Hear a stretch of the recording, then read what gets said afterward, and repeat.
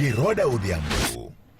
Duol makedo kod yedhe mameroji e pacho kae mano NACADA osidho ayanga chik ma higani ma bende biro gayo okenge mag tiyo kod yedhe mameroji kod neno ni nitiere kuonde ma ok onego beni use kuong kaka dukni madongo kata supermarkets, kuonde ma bende otende kata kuonde ma bende ji nyalo bedo ni ywe kanyakla kod kuondego ma bende nyamburko chung'e kachiel bende giwacho ni ok onego beni uso kuong e kuonde logomo kata petrol stations kanyakla kod kuonde mamoko ma bende duolno owacho ni ok onego beni use kuong kata matin. Ji madirom milion 5 e pacho kae wacho ni osebedo katiyo kod yedhe mameroji ahinya to rowere e pacho kae. Jataya tije kaduolno mar NACADA Anthony Omerikwa ne oloso e yo machalo kamae.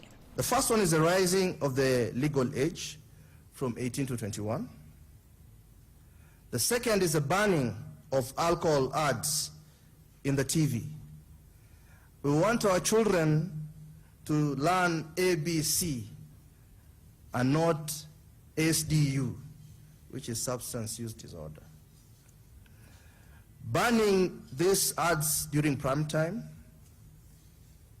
We also want them to mandate them to put warning ads at pictorials on these alcoholic drinks as we do in tobacco.